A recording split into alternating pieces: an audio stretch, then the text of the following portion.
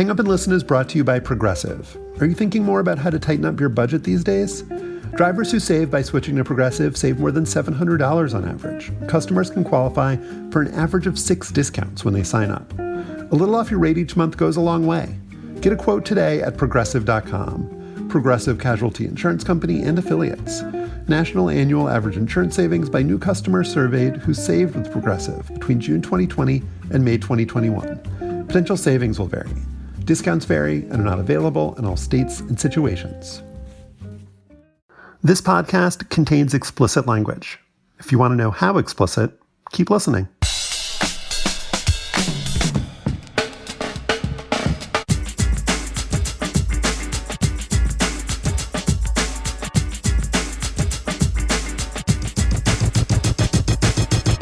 Hi, I'm Josh Levin, Slate's national editor, and this is Hang Up and Listen for the week of December 19th, 2022. On this week's show, Argentinian journalist Marcela Mora y Araujo will join us to talk about Lionel Messi's coronation on soccer's biggest stage. And then we will talk about the greatest World Cup final ever, maybe. We'll also discuss a bizarre weekend in the NFL featuring the biggest comeback in history and the Patriots managing to lose in the dumbest way possible. And finally, we'll assess the life and career of Mike Leach, the innovative and strange college football coach who died last week at the age of 61. I'm in Washington, D.C., and I'm the author of The Queen and the host of the podcast 1 Year. All episodes of our 1942 season are out now, and the 86 one, and the 95 one, and the 77 one. Also in D.C., Stefan Fatsis. He's written books. Wild and Outside is one of them. Word Freak, A Few Seconds of Panic. Hey, Stefan. Hi. And with us from the Bay Area of California, it's Joel Anderson, host of Slow Burn Seasons 3 and 6. Hello, Joel. Hey, yeah, I'm interested in you saying that because I tried a thing years ago trying to call the Tampa Bay area the Bay Area, and it never quite caught on. So I'm glad you did at least make the distinction here. The Tampa Bay area. I like that. And that is like a legitimate area. If we're talking areas, Tampa, St. Pete. Major metro area. The Tampa, St. Pete, Clearwater. Yeah. Oh. Apologies. All of our Clearwater what gets listeners. You an area, though? What gets you the area level? Tampa Bay area clearly will be a thing now. Yeah. Bay Area. Why aren't, like, you need 2 cities, right? Yeah, you need at least 2 cities. Yeah, like the Twin Cities. Why isn't like Minneapolis, St. Paul, the Twin Cities area? That's a good question. What do you need to do to be an area? Well, they do have a river. So there's the Mississippi River there. So that can't be it. Maybe it's just they don't have a bay. I mean, I don't think you can be an area unless you have a bay. And the bay is the real important piece of it, I think. In our Slate Plus segment, we'll give you 15 more minutes about areas, unless our producer Kevin cuts that, in which case we're going to talk more with Marcela Mora y Araujo about Argentina, the country, the team, the players, and what it means to win their 3rd World Cup. To hear that segment, you need to be a Slate Plus member. You get bonus segments on this and other Slate podcasts. You get ad-free shows, and you get to support us. And who doesn't want to support us? We're great. Slate.com/hangupplus. That's slate.com/hangupplus. Saying that Argentina beat France on Sunday to win the Men's World Cup is like saying that Michelangelo painted a ceiling or Martin Luther King Jr. gave a speech. If it wasn't the greatest soccer game ever played, it was way the hell up there. 6 goals over 135 minutes of play, 3 per team, all of France's by its young megastar Kylian Mbappe, and 2 of Argentina's by its old one, Lionel Messi. Momentum shifts and mood swings, stunners and heartbreaks, and artistic brilliance galore. And in the end, after the drama of a penalty kick shootout, there was the collective joy of a nation when Messi, playing in his 5th World Cup at age 35, finally won the only title that had eluded him. Let's listen to the legendary broadcaster Andres Cantor, who came to the United States from Argentina as a teenager with the call on Telemundo of the deciding penalty by Gonzalo Montiel. Va Montiel! Montiel! Goal!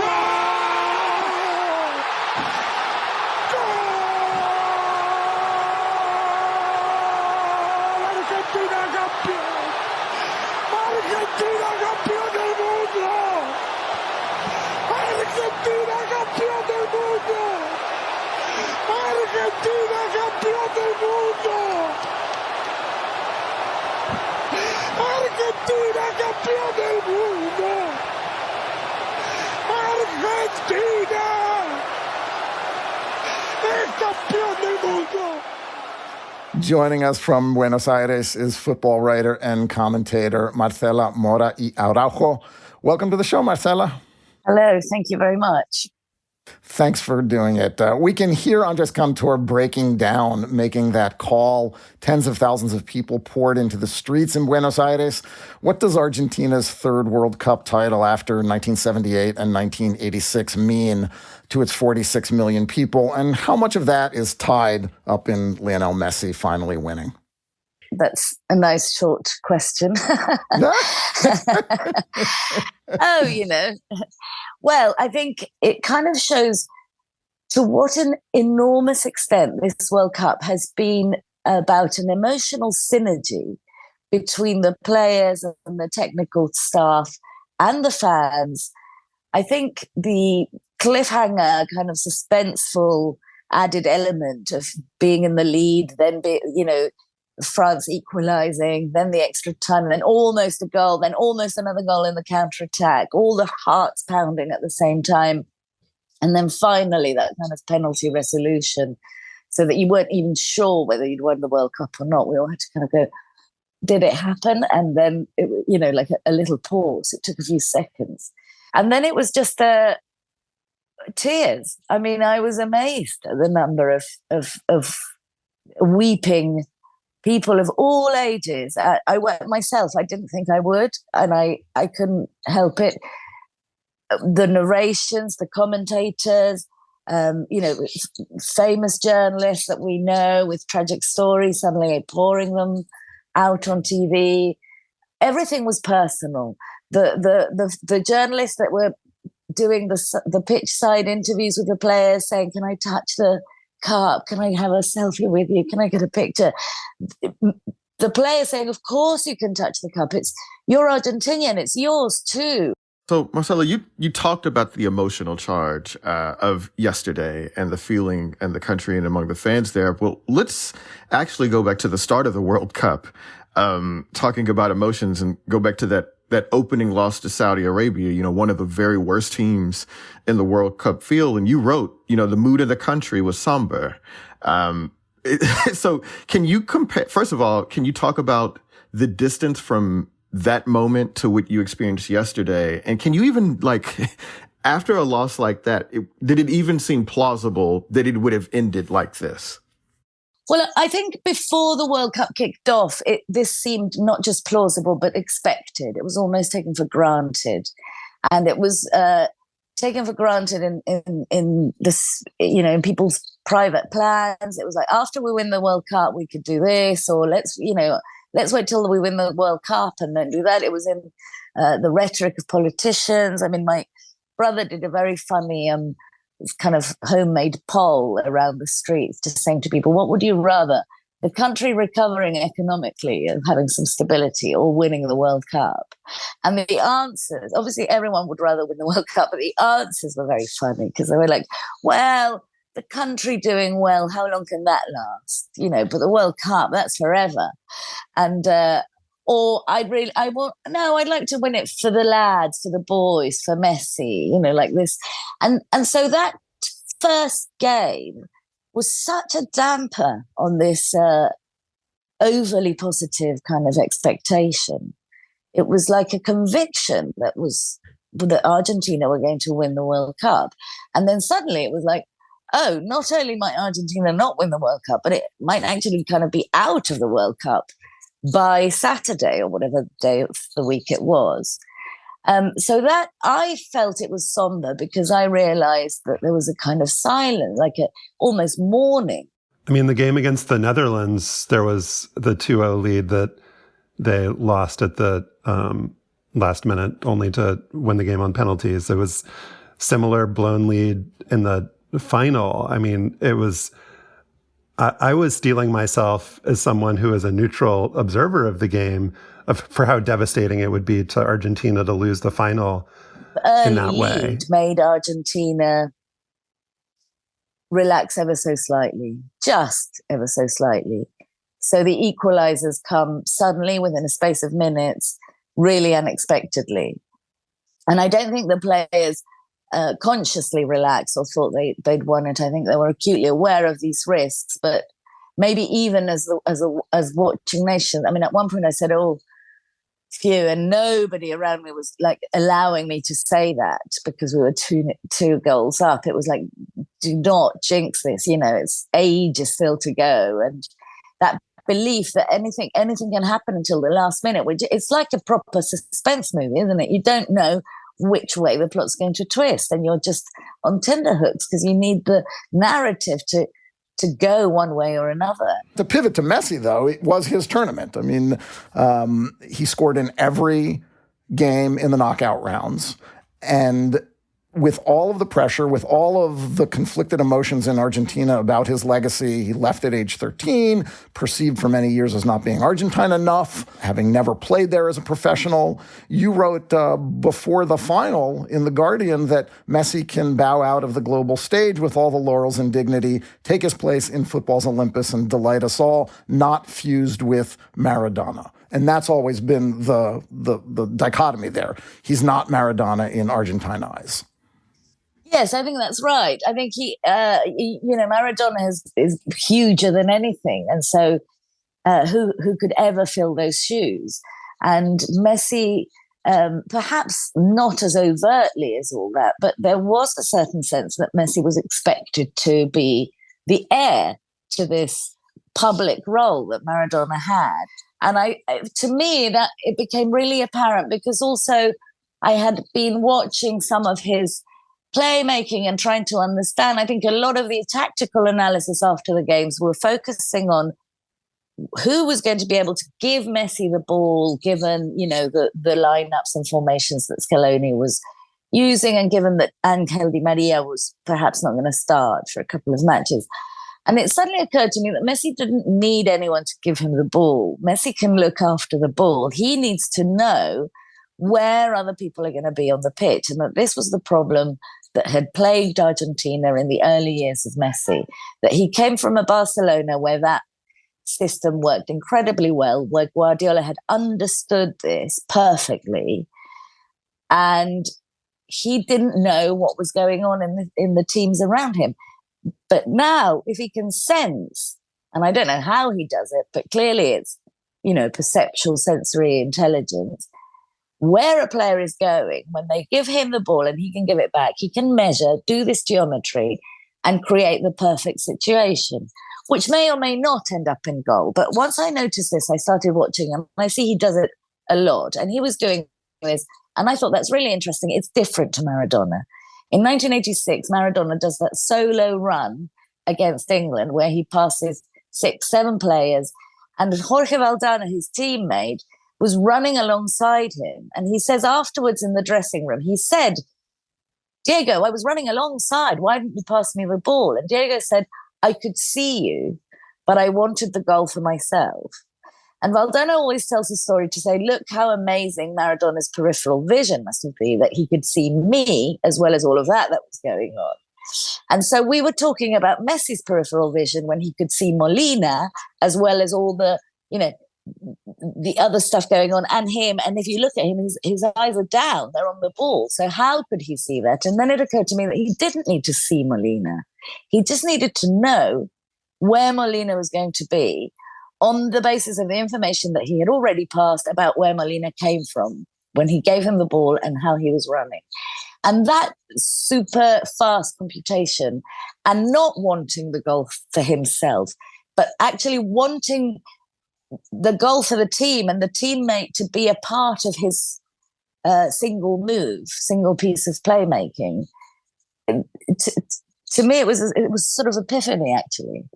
And I thought, that's the difference between him and Maradona. But in answer to your question about whether Messi could ever be Maradona, I think he doesn't need to now. He really doesn't need to. I mean, I thought he didn't need to yesterday morning as well, but that belief has become irrelevant because he now has the World Cup. So it doesn't matter whether he needed it or not. He's got it. So now he really doesn't need to. Marcela Mora y Araujo joined us from Buenos Aires. She's a football writer and commentator. She also translated Diego Maradona's autobiography into English. Marcela, thank you so much for coming on the show. Thank you for having me. All right, I think we should talk a little bit more about what we saw on Sunday at the World Cup final. And I want to start. I don't think Marcela was watching John Strong and Stu Holden. We're not getting that kind of insight from her. Clearly. And I don't think she was reading Joel D. Anderson's Twitter feed either. Because I think, sure Joel, this was it wasn't just a big day for Argentina. It was a big day for Joel. I'm just going to like the evolution of Joel through this Twitter feed. Guess we're watching football on the bad site this morning. Man, France, why y'all doing me like this? I got up early. My son, after Mbappe scored. Oh my God. Bruh, I didn't do shit but watch and I'm gassed. Goddamn, Messi. Oh man, what the hell? Wow, can't take this away from him. The man is incredible. Unreal. Like, how can all of this happen in one goddamn game? And finally, Welp, best game with the coda. I'm admittedly no huge soccer follower, but I haven't seen 5 athletic contests in my life better than that one. Yeah. I've also got to say before we open Joel's microphone that Joel always includes the caveat that he's not a big soccer fan. Always includes it. Sometimes he includes it twice. But Joel, you've got to give yourself credit. When other people were like Ronaldo, Messi, I guess Messi's pretty good. You identified Mbappe as the best player, like from the first second you saw him. So, soccer scouting, maybe, in your future? A little bit. Well, I mean, I think there's a couple things about that there. Is that, I don't want to pass myself off as some sort of soccer expert. There it is. Everybody was waiting for it. Even though, if you go back to the Bel Air YMCA in the Houston area, I am the poster boy. I was on their little poster advertisement as a 9-year-old. This is before I became the fastest 10-year-old in the country. But beyond that, the thing about Mbappe is that it doesn't take a lot to notice how great he is because of how fast he is. He moves so different from anybody else in soccer that I could not help but fall under his sway. It's like watching Tyreek Hill. I guess maybe it's the best analogy that I could come up with. Current analogy. He just moves in a way that I have not seen, and I'm sure that there are people that have been watching soccer for the last 40, 50 years and will, come up with a better analogy, but that's the one that I had. But in terms of the game that I saw on Sunday morning, I mean, so what?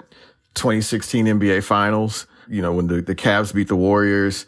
I'm trying to think of a Super Bowl that actually measures up, and it was better than that World Cup final. I could not think of one. There's the Bills-Chiefs playoff game. Yeah, well, that was pretty much, but I was trying to make sure I wasn't being a prisoner of the moment, but it was such a great, well-played game that it has to be right there. And maybe if you don't include some boxing matches or whatever, or whatever, but I can't think of anything that was played as well with the stakes so high, and so many people watching. Like, I really could not think of an athletic contest. You're not going to come close with the $4 billion because no matter what the NFL says, there's nothing like a World Cup final. Yeah. I mean, for them to have played that well under that level of pressure with the world watching, like literally the world watching, it just was incredible. And I don't know how you can't. I mean, I've watched soccer. Like I watched the Copa. I watched the 2010 World Cup final that ended, in a scoreless tie, that Spain beat the Netherlands. And I thought that was a great game. Like, I'm watching that and I'm like, man, this is so intense. How could soccer be more intense than this? And this just totally blew that shit away, man. So yeah, I'm a convert, so to speak. Well, soccer is just designed just in terms of the way these tournaments are structured and in the way the sport just kind of exists in a larger sense to create this sort of drama. Like, this doesn't, you can't expect, even in a World Cup final, for a game to be this dramatic. Like, each game has its own kind of personality and moments. And that's why people are saying this is the best World Cup final, because it was better than the other ones. You feel that way. You all feel that way too. So I'm not jumping out of here. In my memory, and people who've watched all of them have affirmed that. But there is something about a sport in which each goal, each scoring opportunity is so precious that leads to, like, in basketball or in American football, there just have to be a particular set of circumstances that lead, to a moment, and when it happens, you're kind of grateful that you've happened to be watching when it does happen, because points are less valuable, et cetera, et cetera. But in a World Cup final, you do have an expectation that you're going to be in this emotional roller coaster, Stefan, that you're going to see something amazing at some point. The difference here was that those amazing things and those moments just kept happening in this unrelenting way once France came back in, the 79th minute. And they involved arguably the greatest player in the history of the sport and a future potential greatest player in the history of the sport. And we saw just unusual things happen. France, in desperation, subbed 2 players in the first half, near the end of the first half. That just doesn't happen very often. France had no shots in the first half. That was the first time that's ever happened in the World Cup final. Not only didn't Mbappe touch the ball much in the first half or at all in the penalty area, the entire team didn't touch the ball in the penalty area in the first half. It was only the second time since 1966, when they started tracking this stuff, that had happened in a World Cup final. And it was also the flow of this game. The first half was exciting because you were thrilled for Argentina and you were waiting for that third goal.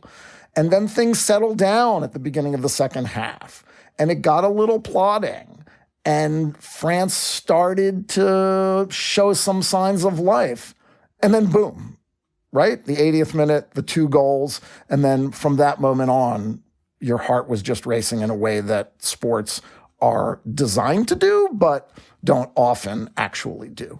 And we've talked, I hate to just keep falling back on analogies to other sports, but we've talked about how, like, when a Steph Curry 3-pointer is in the air, that kind of moment of anticipation, or any 3-pointer, it's just like kind of a great microsecond of sports kind of fandom and anticipation, and soccer generally, but in this final specifically, Joel, there were so many balls, like the ball to, Mbappe, the give and go that led to his just brilliant second goal, just the build up to the Di Maria goal, that beautiful team goal by Argentina. Yeah. And then all of the through balls, including the one that led to the dramatic save by Emiliano Martinez in the 123rd minute, where it wasn't just the goal. It was like the 5 or 10 or 15 seconds before that had you kind of jumping up and screaming, at least for me. Yeah, well, you can just see, the things coming to a head and they're converging on the goal, and you can just see the play unfolding. That is just about as dramatic of a moment in sports as I can think of. Maybe like you see something, again, using the other sport as an analogy, but a deep pass being connected, you see like, the quarterback sees a receiver down the field and he's like, okay, the guy's open, I'm going to go for it. Like, it was that sort of dramatic. But even just from a technological perspective, it's hard to actually see all of that in the screen at once. Like when the quarterback drops back and like you don't see the receiver. Right. Like the way that soccer is filmed, you can actually kind of put yourself in, like, I obviously can't think like Messi, but you can kind of put yourself inside his head and see how he's thinking. You see the oh shit moment, right? Where you're just like, oh shit, like that guy's breaking free, right? And yeah, I think I said, oh shit, when Messi flicked the ball down the right wing, leading up to the Di Maria goal. Unreal. Before we close out here, obviously there's been a lot of talk about Qatar, and they spent a record amount of money to host this. And I wondered, even after it was all over, I'd spent all this time gushing over Mbappe and Messi and how great that game was. And I was like, wait a minute, is this why Qatar did this? So that the games would ultimately take center stage and we would forget about all the workers' rights abuses and everything else that went on and the corruption that went on to host it here. And for the photo op at the end with Messi on the stage, right? Yeah, right. I'm just like, this is why you do it, right? Did you all think like I did at the end? I was like, oh, they were right. It worked. Well, that's the overriding question, isn't it, Joel? Like, did it work? I mean, Messi goes up to accept the World Cup trophy, and the local organizers, with FIFA's blessing, put on Messi a black cloak known as a bisht, I think. I'm not sure if I'm pronouncing it properly, but and it's been described as an honor for someone to receive it. And when the royal family gives it to you, it's a sign of respect. FIFA's rules, which they seemed very diligent about enforcing early in the tournament about what players could wear. Remember, there was the controversy about wearing rainbow-themed armbands during the game for the captains, allowed this to happen so that the celebratory photographs of the entire team where Messi thrusts the trophy into the air show him wearing this black cloak. So that question, Joel, like, is this why Qatar did it? Well, of course it's why Qatar did it. It's why they spend money, and they've talked openly. The government has talked openly about wanting to be seen differently and wanting to project a different image on the world, and they have unlimited resources in which to do it. That's why Qatar sponsors soccer teams and many, many other things. But as a fan, and as a critic, it felt unseemly in the end, just as so much else about this tournament felt unseemly. The sports override our memories because what Messi and Mbappe and the other players on the field did on Sunday was unforgettable. But if you say that, will we remember everything else about this World Cup, the circumstances in which it was built, bought, and staged, yeah, that's never going to go away. So it certainly didn't work for me. I'm not the intended audience, but I'm sure there are millions upon millions of people who are not oblivious to those images and the facts around this tournament. 2 points before we close out here. So I did ask that question if sports washing worked, and thankfully, some smart people follow me, and one of them, James Ryan, the director of research in Mideast program at Foreign Policy Research Institute, tweeted this in response. He said, "I think the answer here is an unequivocal yes, but you need to ask why it did and why, in retrospect, Russia and China didn't improve their reputation despite even harsher clamps and less pointed criticism in the West." And he said, the answer there, I would hazard, has a lot to do with how much more Qatar is interested in attracting global capital than the other two. They know pretty well what they could get away with and what they couldn't, given those aims. Obviously, people are free to disagree with him, but it was good to hear that from somebody else. One last thing, a tweet that is a little less serious. And he said, maybe I won't read the ad, but he says, "Yo, I never want the World Cup played in a country that allows drinking and sex. This has been an unbelievable tournament. NBA bubble vibes." So, yeah, we all can walk away with a different interpretation of how it all worked out, right? Up next, a crazy weekend in the National Football League.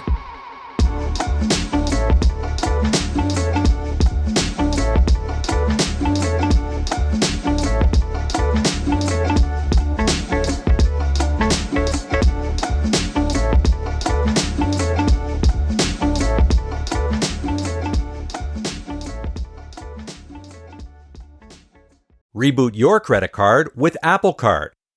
Apple Card is the credit card created by Apple. It gives you unlimited cash back every day on every purchase, up to 3%. And you can use that cash right away. No waiting and waiting for rewards. Just daily cash you can use right away on anything. Apply now in the Wallet app on iPhone and start using it right away. Subject to credit approval. Daily cash is available via an Apple Cash card or as a statement credit. See Apple Card customer agreement for terms and conditions. Apple Cash card is issued by Green Dot Bank, member FDIC. Trailing 33-0 to the Indianapolis Colts midway through the third quarter Saturday, the Minnesota Vikings faced odds so long that they were barely worth tallying. The Colts, with only 4 wins and an interim coach who had literally never coached an NFL game before last month, had a win probability at that moment in a game that surpassed 99%. It would have been one of the most embarrassing results possible for the Vikings, who entered the afternoon 10-3 and 1 win away from clinching the NFC North title. But then something crazy and unprecedented happened. It started with a 2-yard touchdown pass from Kirk Cousins to KJ Osborne with 8:22 left in the third. Over the next 21 minutes of game time, the Vikings came all the way back. From his own 36-yard line, back to pass, screen left to Dalvin. Turns it up outside the numbers to the 40. Gets to the 50. He is loose. Dalvin 20 to the left. 15, 10, 5. Touchdown! Dalvin Cook. Yes, yes. A 64-yard touchdown. Dalvin Cook, one of the 5 best high school athletes I've ever seen. But anyway, from there, the Vikings would convert a tying 2-point conversion, then kick the game-winning field goal in overtime to complete the largest comeback in NFL history, finally, mercifully, letting my beloved Houston Oilers off the hook for their playoff collapse almost 30 years ago. As it turns out, it was only the first of a series of wacky outcomes over the weekend in the NFL. The Raiders scored on the most ridiculous walk-off touchdown I've ever seen. The Bengals stormed all the way back to beat Tom Brady and the Bucs. And even the Giants and Commanders ended with a little controversy last night. But, Stefan, look, let's start with the Vikings and Colts. What the hell, man? I was out during the game, but I saw a tweet that near the end of the first half, the Vikings punted down 30-0 and took a knee down 33-0. And I texted some friends, these young coaches are really shaking up the NFL with their bold thinking. The replies included, Jeff Saturday doing okay with the Colts, eh? And a Frank Reich team would be down 40-0. Reich, of course, was the quarterback who led the Buffalo Bills to that 32-point second-half comeback against Joel's Oilers in an AFC playoff game on January 3rd, 1993. And Reich was the coach of the Colts, who was fired last month and replaced by former Colts lineman Jeff Saturday, who was immediately dragged for having no coaching experience. Saturday won his first game as a head coach and now has lost the last 4, including 54-19 a week ago against the Cowboys and the debacle against the Vikings. So I guess he's not doing okay with the Colts, and he may decide that this isn't worth the agita. The whole thing and much of the weekend showed how the NFL, Josh, despite all of its bullshit, manages to churn out must-see content and ridiculous moments, and how it embodies every sports cliche, too. After the game, the Vikings' 37-year-old head coach, Kevin O'Connell, said the team didn't give up at halftime thanks to a pep talk from cornerback Patrick Peterson, who told the offense that 5 touchdowns was nothing. And then O'Connell choked up in the locker room addressing the team after the game. Just listen to this. When I tell you guys,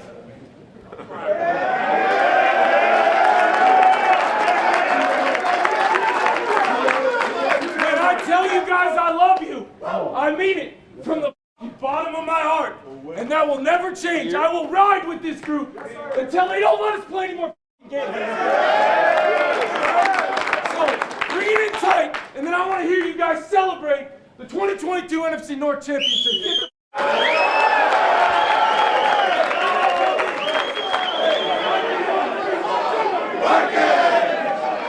Shit is a drug, Joel. My favorite part of the clip was earlier when O'Connell's reading from a note card that the team had broken an all-time regular season or playoff record for comeback victory.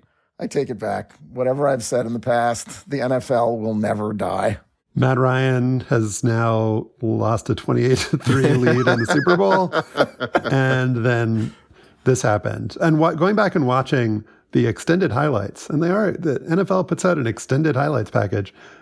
It could have been a lot worse in the first half. The Colts held to 4 field goals, including several when they were really, really close to the end zone. There's also just some bizarre NFL bullshit in this game. Like the Vikings had a fumble return for a touchdown, but the refs had blown the whistle.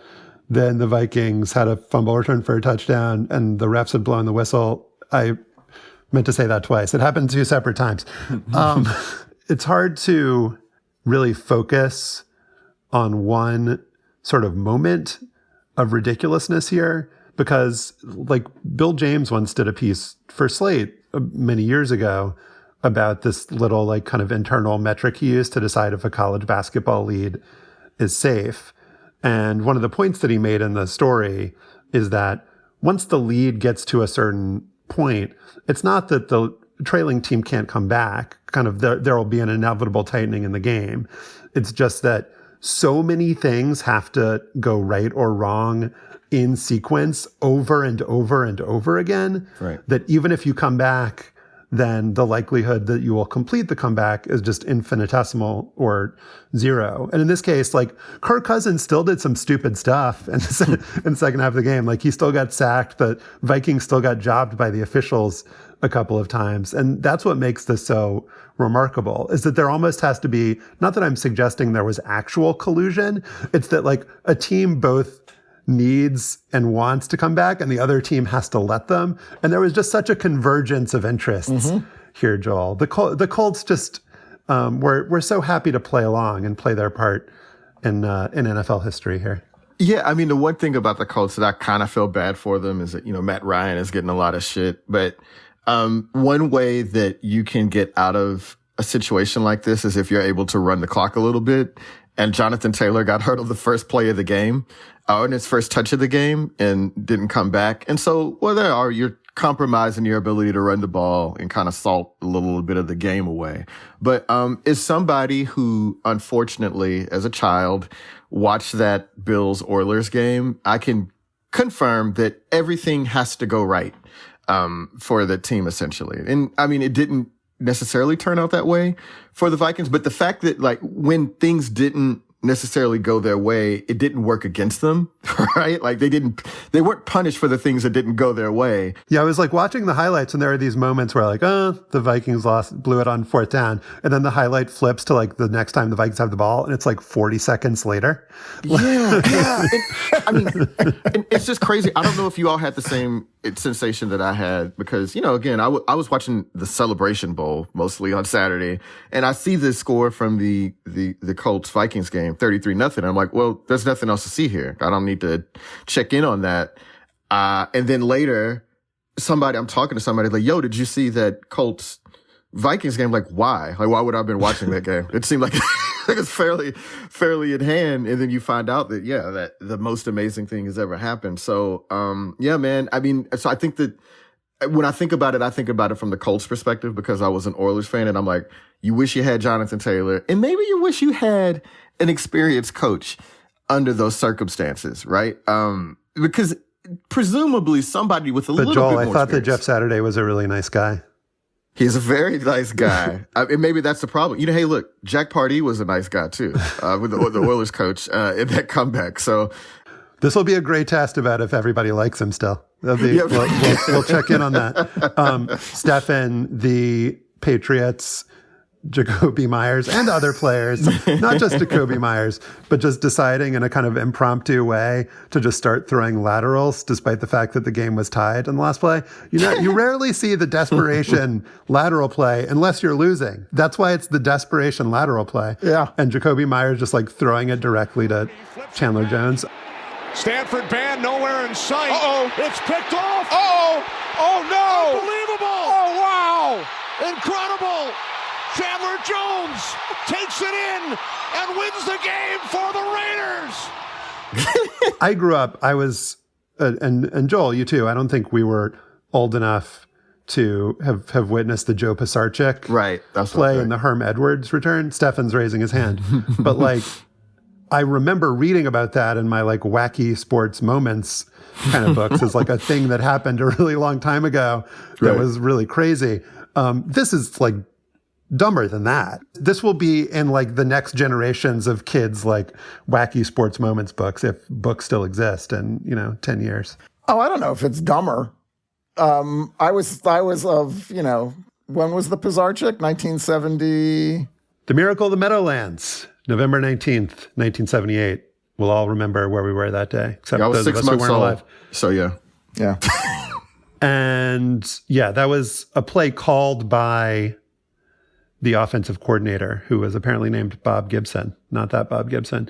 And Joe Pisarcik, the Giants quarterback, apparently objected to handing the ball off instead of kneeling. But the handoff was botched. Herm Edwards returned it for a touchdown. The Miracle at the Meadowlands. I was a Giants fan and a teenager then, so yes, I remember it happening. I might have even been watching it live when it happened. Well, don't you think? I mean, I don't know. You don't think this play is as dumb as the Pisarcik play? Then is that what you're saying, Stefan? No, this play is dumber. Okay, good. The Pisarcik play was dumb in retrospect. The Pisarcik play actually changed football, right? It changed the way teams approach the end of the game. You know, we see kneel downs now because of that. We see a player positioned 10 yards or 8 yards behind the line of scrimmage because of that. He handed off so others could kneel. Exactly. So others might kneel. The parallel here, the only thing that would make sense here is that if for some reason Jacoby Myers thought that they were losing, right? Like it was he said after the game. Moment. He said after the game, just trying to do too much, trying to be a hero, I guess. Yeah. I thought I saw Mac. I mean, I felt bad for him. Like I feel terrible for him. Yeah. He certainly didn't try to excuse it or explain it away. But like, Joel, there are no lessons to be learned here. Like the lesson had already been learned for decades. This is just not change NFL or football play calling and strategy. I mean, the thing that really just sends it to its most absurd is watching Chandler Jones stiff arm Mac Jones to the ground. Like as that's happening, you're like, oh shit. Like there's nobody there. It's just humiliating to watch Mac Jones get, dominated like that, trapped under Chandler Jones's feet. This is really one of the, and Joel, I think you might need to comment on this, but this to me is one of the great misunderstandings that players have. Like, you see kickers try to stop someone on a kick return, right? And I think most quarterbacks think, and even though they live around these gigantic, much stronger people and get hit by them constantly, they think, oh, I can tackle him if I have to. And Mac Jones, like, planting his feet there was just... I got to tackle the guy. It's on me and it's my fault. If I tackle him, we play for overtime. Right. Not good enough by me. I did not detect sincerity there. I detected just like cliche. That's just the thing that you're expected to say. Exactly. My bad. Wouldn't he have been better just rolling into Chandler Jones's legs? Like falling down, basically? He probably wasn't anticipating having to make that tackle. Yeah, I think he was just so overwhelmed. Like nothing. I just don't know that there's anything that he could have done. And normally I'm a guy that's like, hey man, starting quarterback, stay out of that business. Like don't tackle anybody. Like get the hell down, get out of the way because you're more valuable. But in the one moment that he has the opportunity to do it, and it's just like, oh no, it's not only that quarterbacks should stay out of the way, it's that they're not really equipped for that moment. That's just he's not equipped for that moment. And man, you saw him. Chandler Jones, a former Patriot too, as well, by the way. I'm sure that must have felt pretty sweet. In the next segment, we talk about the life and death of former college football coach Mike Leach.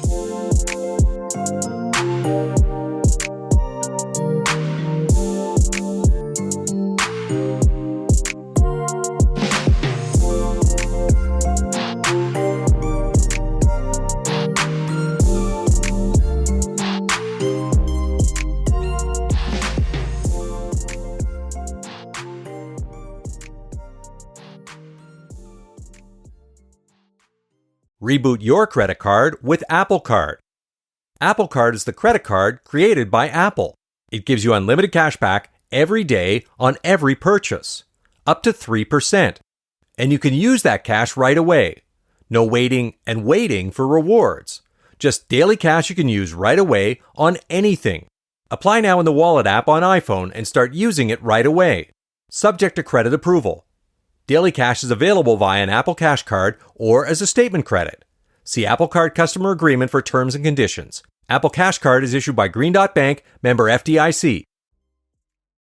Mike Leach had a career record of 158 and 107 as a head coach at Texas Tech, Washington State, and Mississippi State. He won double-digit games twice in 21 seasons and had just one team, the 2018 Washington State Cougars, that finished in the top 10 of the final AP poll.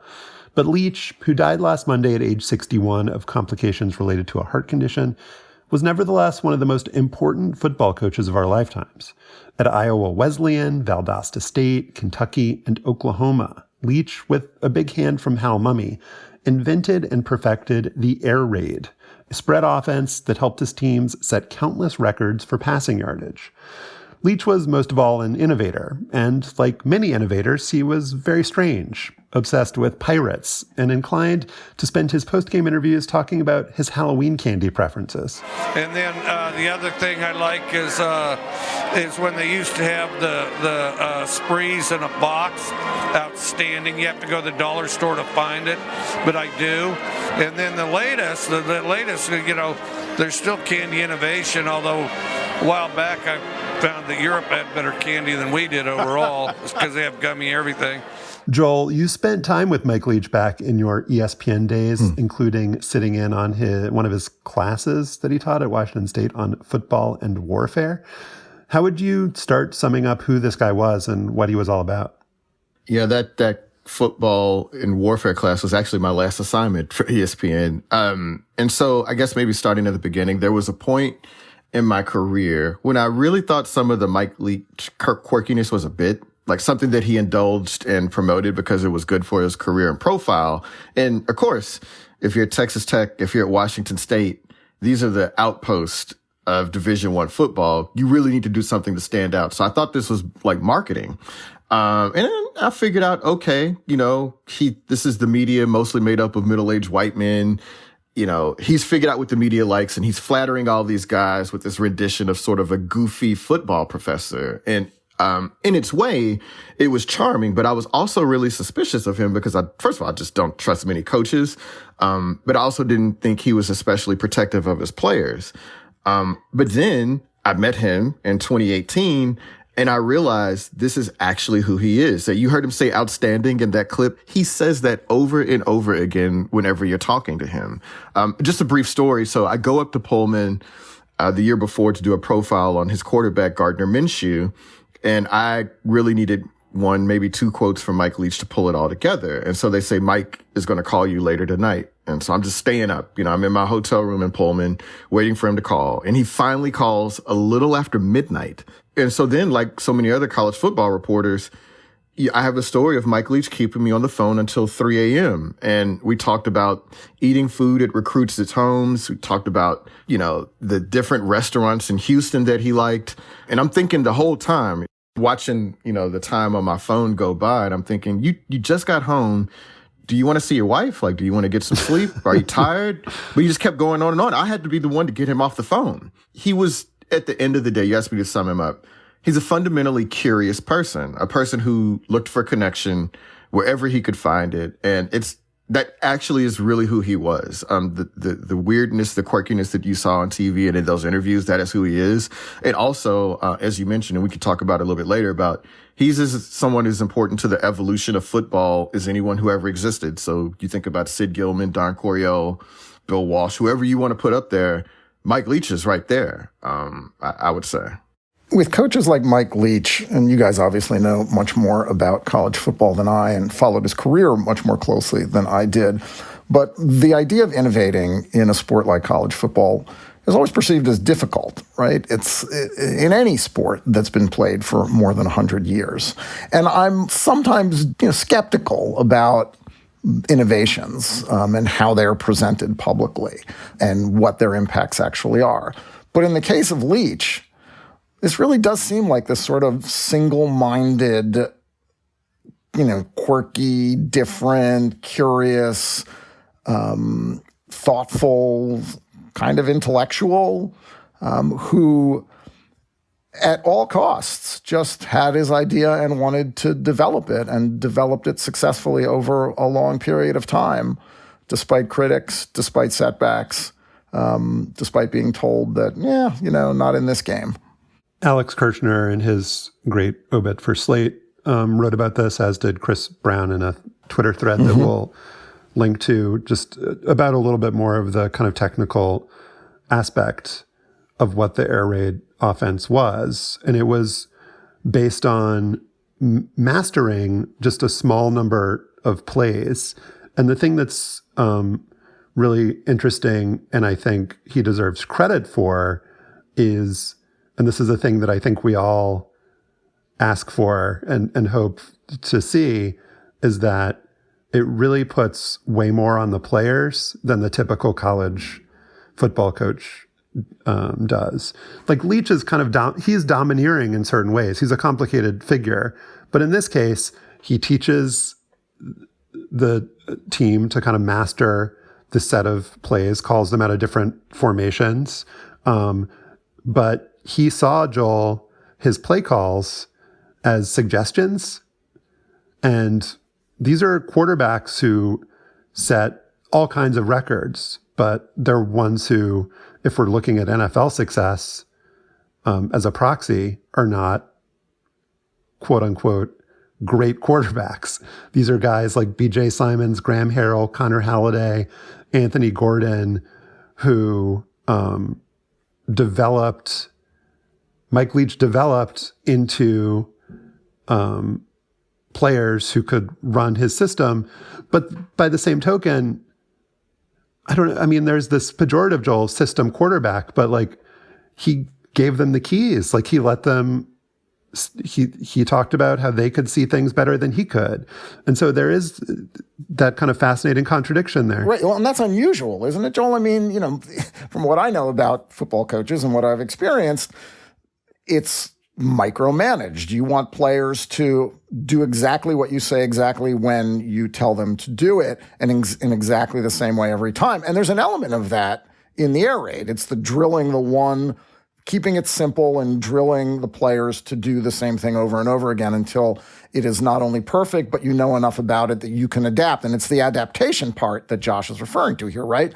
That giving the players the agency to be creative on the field when they see something that allows them to be creative. Yeah, absolutely. It's sort of the antithesis to what is happening at Texas A&M under Jimbo Fisher. Jimbo Fisher has a very complicated offense and is very hands-on, and it has not aged very well, whereas Mike Leach has basically been able to take that offense. And I mean, again, for people that don't follow college football, I really cannot express to you how far on the outskirts places like Texas Tech, Pullman, Washington, and Starkville, Mississippi are. I mean, like Pullman, Washington is in the middle of nowhere. Like, it was really hard to get there. And for him to have been as successful as he was and do what he did there is sort of a rejoinder to all these other coaches that run their offenses the way they do. And in fact, I think one of the biggest things about the Mike Leach offense, and it doesn't quite give enough credit or agency to the player, but I'm just going to say it this way. Mike Leach's offense was sort of a rebuttal to the idea that you needed a great quarterback or a great receiver to make a passing offense work. He's just like, you give me, a guy, and I can coach him up and do anything. Like when he got Gardner Minshew late in his career at Washington State, Gardner Minshew had no Division I scholarships out of high school, despite being a fairly, accomplished college quarterback. He went to a junior college, got no more scholarships. He had tried out at Troy, didn't make any waves. Split time as a quarterback at East Carolina. You know what I mean? Like he split quarterback with two different quarterbacks. And then he goes to Washington State and Mike Leach turned him into the nation's leading passer. So it's just, in as much as he did give a lot of leeway to his quarterbacks, he put a lot of trust on them, but it also was the sort of thing that was very transferable. And the fact that he did it, he started this in a part of the country where Darryl Royal, up until maybe a generation ago, was probably the most famous, influential coach in Texas football history. And he was a guy that said, 3 things can happen when you pass and 2 of them are bad. And just that quickly, Mike Leach is there like a few years. Like he's the offensive coordinator at OU. They win a national championship and then he goes to Texas Tech. And just that quickly, like his influence totally changed the landscape of football. Not just at the college level, but in the high school level. And that's what that filtering is what basically what the offenses that we see today, the excitement, the throwing and all that stuff. A lot of that has its roots in what Mike Leach was willing to do in a place that was really resistant to change for so long.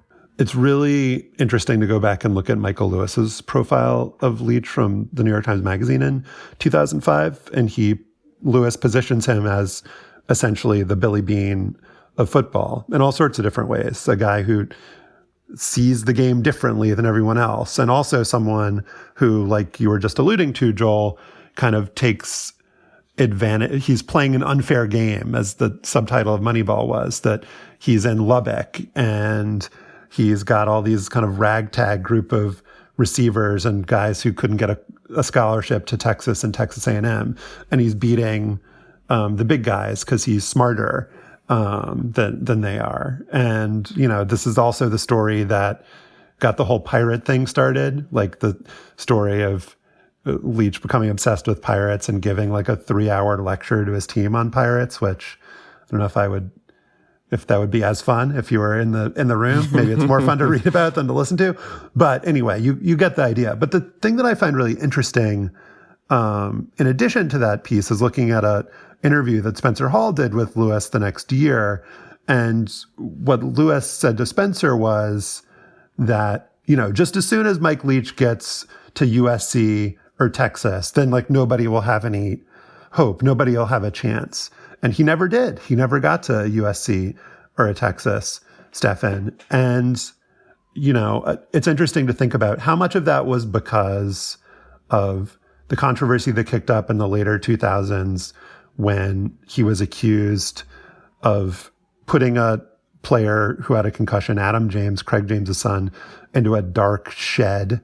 And that kind of cast a pall over his whole tenure at Texas Tech, led to litigation that he was still, I think, pursuing until his death. And the truth of the story was a lot more complicated and seemed more favorable to Leach than some of the initial reporting. So how much of that kind of led to him, being at Washington State and being at Mississippi State instead of being at, a place like USC or Texas? But I also wonder, he was at Texas Tech for a long time before this controversy kicked up. How much of it was just because he wasn't polished and because he liked to talk about candy and pirates? And then you've got a protege like Lincoln Riley, who is incredibly polished, who is at USC. And maybe Mike Leach was just, people in the game wanted to take his ideas, which were not super complicated to implement. And if they could have his ideas without needing to have this like weird dude, then why wouldn't they just do that? Right. Well, the iconoclast isn't going to be necessarily at a program like USC or Texas the person that you want to trot out in front of boosters, the person that you want talking to the student body at a pep rally, the person that you necessarily want, being a public face of these gigantic public institutions. And these other schools where he coached clearly could take that risk. Like, it was worth it. The attention was good. Right. He'd bring attention to a place that needed attention. Correct. USC and Texas don't need attention. They need victories. Right. The football becomes secondary, which is weird because you'd think that the football would be primary. And the reason that you would want an innovator who maybe could come to USC or Texas or somewhere else and innovate even more and gain a competitive advantage, the kind that Lewis wrote about in his profile, over the other big schools. Right. And keep in mind, too, that, Lincoln Riley got there. But what Lincoln Riley is also really good at that Mike Leach never really was? Recruiting players. Right. And you got to be able to go into people's homes. And look, that kind of goofy shit, it has its place. And a lot of people are really enthralled with it. Like I said, sports writers. But somebody that may not be as excited about it as a 17-year-old in the DFW suburbs when he has an opportunity to go someplace else. And for all of Mike Leach's success, and again, hardly anybody could have done what he did, which is to say finished 51 games over 500 at the 3 schools that he was at. But keep in mind, he only won double digits twice in his head coaching career and never won an outright conference title in all that time as a head coach. So there was a ceiling with Mike Leach, some of it of his own making, but also because of where he was. But all that to say, the dude ended up with a 59.6% winning percentage, which is just shy of the 60% threshold needed to qualify for the College Football Hall of Fame. I gotta imagine that in spite of everything I just said, that he's still, I don't think you can tell the story of college football without Mike Leach, right? And let's end the story of Mike Leach with some of the less savory aspects, and Alex did a good job of recapping them in his obit. This is a guy who, known for throwing his players under the bus in public. He had, as Alex said, a recurring bit about players' fat little girlfriends distracting them. He tweeted a doctored footage of a Barack Obama speech during the height of COVID restrictions. He tweeted a meme portraying COVID restrictions as the knitting of a noose. He was a big Trump supporter and congratulated Trump after he won in 2016 and told him that he would be his secretary of offense. And so maybe the most fascinating thing about him is that he remained beloved despite all of these, whether they're flaws, whether they're misstatements. I mean, tweeting a photo of a noose in 2020. In Mississippi, by the way. And getting all of these well, he was the greatest. And not only was he a great innovator, but what a great guy. What an amazing person. So fun. Halloween candy. I mean, right? Yeah. I mean, how Joel? How did you manage that? You say all that, but the voices that have been loudest, and I mean, I've got a few group chats. I'm just how many of his former Black players have you really heard from? Been joining in to this tribute fest to Mike Leach, right? I mean, just think about that. I know I saw Michael Crabtree basically, did a sort of a perfunctory RIP to Coach Leach, but just think about that. The voices that are missing, there are a lot of people that will sing the praises of Mike Leach. And I kind of got sucked into it a little bit too, because he's an interesting guy. No coach will give you that kind of time and give them that much of themselves to you, right? He is who he is on TV and behind the scenes, in front of the camera. That is Mike Leach. But I would encourage people to think about the people that you did not hear this week talking up the virtues of Mike Leach. And, I mean, when we say a person is complicated, this is what we mean, right? And I think that there is a simplistic tendency to think that people who are innovative are kind of intellectually curious. I mean, and that's the thing that's so complicated about him, is that he is intellectually curious, almost kind of comically so. I mean, it's not just the pirates or the warfare class. I mean, this is a person who read widely and thought deeply. But that doesn't mean that he is going to agree with everything that I think, or that he's even going to be smart or have interesting thoughts about everything that he's read about or thought about. And the flip side to all of this, Joel, too, is that what someone is able to get away with, Leach's idiosyncrasies, in another coach, maybe in a coach with a different skin color, might not have been viewed as quirks and entertaining and amusing. I'm trying to think of how another coach might be viewed if he went on a 5-minute disquisition about which mascot in the Pac-12 would win a fight.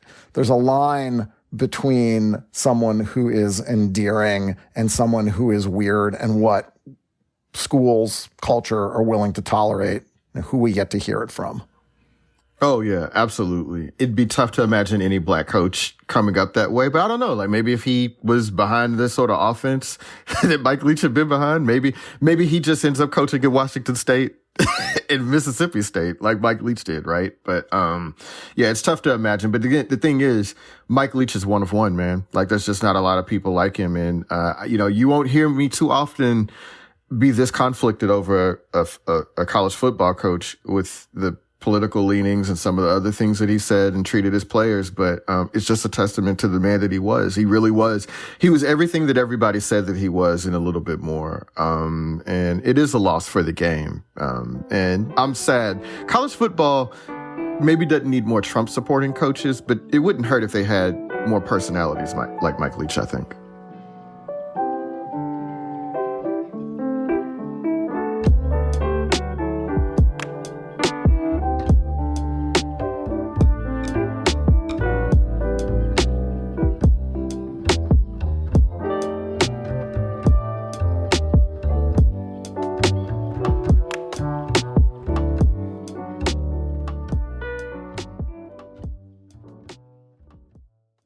This podcast is brought to you by Progressive.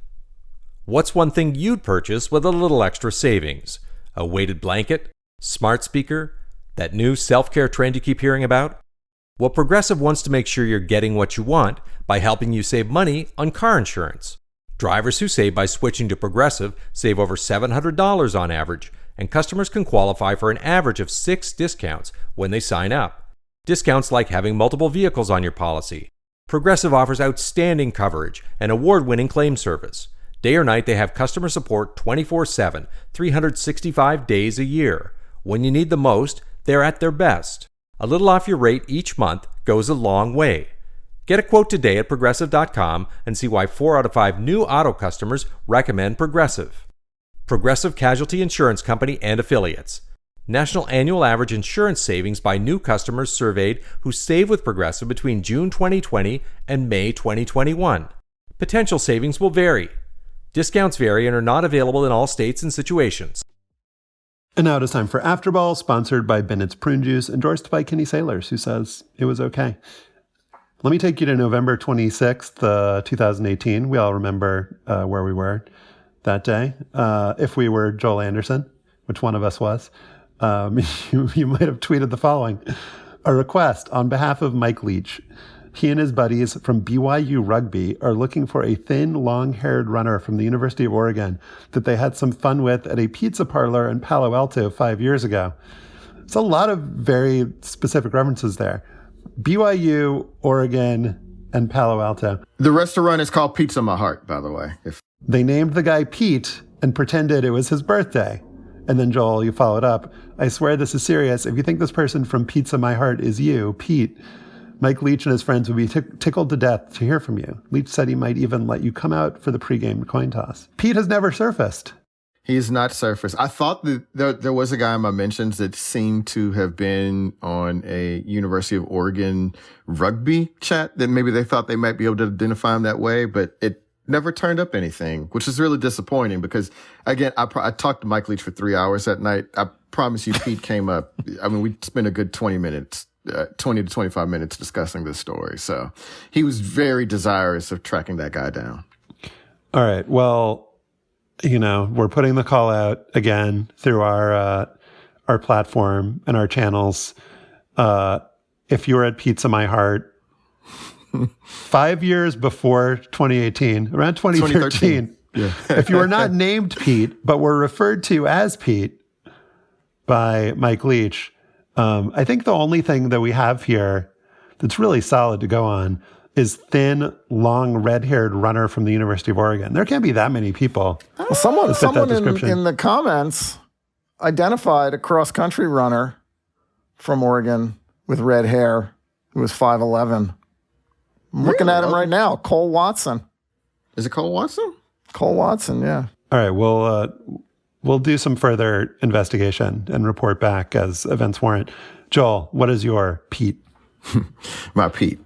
On Friday, in her first public statement since her release from a Russian prison, Brittney Griner said that she planned to return to basketball in her old team, the WNBA's Phoenix Mercury, for the 2023 season. The 6'9" All-Star revealed the news in an Instagram post with a picture of her stepping off of the plane that returned her to the States. In a caption, she wrote, "It feels so good to be home. The last 10 months have been a battle at every turn. I dug deep to keep my faith, and it was the love of so many of you that helped keep me going. From the bottom of my heart, thank you to everyone for your help." All's well that ends well, right? Griner's plight was one of the biggest stories of 2022, one that touched people from WNBA fans to folks in Moscow and back to lawmakers on Capitol Hill, where House Minority Leader Kevin McCarthy called her swap for Russian arms dealer Viktor Bout a gift to Russian President Vladimir Putin that endangers American lives. That story turned Griner from a sports celebrity to a household name, a sort of Rorschach test for our hopelessly divided society. She's black, female, gay, unusually tall, outspoken on occasion. She couldn't hide from controversy, even if she wanted to. But this Afterball isn't about any of that. It's about Brittney Griner, a former hoops phenom who has become one of our nation's most decorated players. In many ways, you could say Griner belongs in the pantheon of prodigies who actually panned out, like Moses Malone or Lisa Leslie. She's a WNBA champion, an 8-time All-Star, and a 2-time Olympian. If people have forgotten that about Griner, it's understandable because it's been a while since when she's accomplished on the court has been at the center of news coverage. The first mention that I could find of her in news media was from January 2006, when she was a 6'2" freshman at Nimitz High School just north of Houston. It was her first year of organized basketball, a factoid that seems amazing, but is really a reminder of how far the game has come in a fairly short amount of time. The season before, Griner's team had only won 7 games. But that year, with Griner learning the game on the fly, Nimitz won 25 of 31 games and advanced to the playoffs. By the next season, Griner was already one of the nation's top prospects. She'd started practicing with the boys team and worked out with the football team's strength and conditioning coach. Her high school team improved its win total to 28 games and clinched a share of the district championship and the 3rd best record in school history. Now, Brittney Griner was mostly a local sensation at the time, someone I'd only heard about a little because she'd once dunked at a game. The context for that dunk: she scored 37 points in 16 minutes in a 99-10 victory. She is among a handful of female athletes who accomplished this, her coach told the local newspaper a week later. I think all the people watching the game were really surprised. Even more context: in almost 10 seasons of the WNBA, there had been only 3 dunks in league history, 2 of them by Lisa Leslie. And here was teenaged Brittney Griner, pulling off something largely unheard of at that level of basketball. But there was no video of the dunk, nothing that could feed the hype. And even if there had been a video, YouTube was in its infancy, barely more than a year old at that point. It wasn't part of our media habit yet. So the dunk was a nice little local story, but didn't go much further than that. By next season, however, basketball fans and the media caught on to what was happening in Houston. How is one both a throwback and a pioneer at the same time? Nimitz junior Brittney Griner leads the area in blocked shots. She really is the complete player. She really cares about defense more than offense. But she also leads the area in scoring and, oh yeah, dunks. Brittney stands nearly 6'8" and has an impressive wingspan as well. It's almost 86.5 inches. A series of practice dunks Local 2 posted on YouTube made her an internet sensation. It really surprised me that so many people went to it to go see it, and people remember me off of that. Like, I go into the stores and they, "You that girl off of the YouTube video, she can dunk." In these videos, you can see a fluid athlete getting up and over the rim with ease. At the time, it was like seeing a glimpse of the future. There'd been plenty of dominating centers in women's basketball, but very few who moved and played like Griner. She was, for her time, one of one. It was clear that her emergence was the start of something big. She wouldn't be known for just dunking. And I wondered then if Griner, at that size and appearance, which set her apart from nearly everyone in her orbit, was ready for the fame and notoriety that would follow her. I feared all of the attention and pressure might consume her. But, like many of the greats before her, she thrived. She committed to Baylor University before her junior season, hoping to head off a heated recruiting battle. Her high school boys coach asked her to join the team, an offer she declined. A compilation video of her dunks finally dropped later that year and was, as far as I can remember, one of the earliest viral videos. She was featured on SportsCenter, back when that was a big deal. She set a national record with 25 blocks in the first game of her senior season, and inevitably, she became a McDonald's All-American and led her team to the state championship game. Back when then Baylor coach Kim Mulkey was still willing to talk publicly about Griner, she said, "I've been doing this a long time, and I've never seen anything like Brittney Griner. Who knows in our lifetime if we'll see another girl that can do all the things on the basketball floor that Brittney can do." Before Griner left Nimitz High School in Houston in 2009, the Houston mayor declared May 7th Brittney Griner Day. A few months later, Griner went a couple hours north up the road to Baylor, where she continued her ascent and became a player unlike few others in recent memory. Especially now, I like to think back to those days in Houston, before she became a national star, before she became an LGBTQ icon, before she became a geopolitical pawn. And I wonder if Griner does too, when it was just hoop that was the story. It might be a while before that happens again, if it ever happens again. But as she returns to the game, I hope it holds the same healing properties for her that it once did.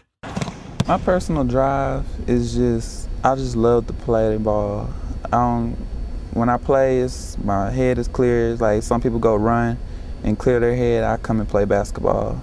So welcome back home, BG, but also welcome back to basketball. That's great. And the thing that really stood out to me there was the 25 block game. It's like, gonna keep trying. Yeah, I don't remember I didn't get the score of that game. It probably was along the lines of that 99-10 game that she dunked in. Couldn't possibly block it a 25th time. I mean, the first 24. I mean, this is a testament to, that team. I mean, look, man, they've got some tryhards on that team. Right? I don't know about their offensive plan, but they weren't scared. They can say that for sure.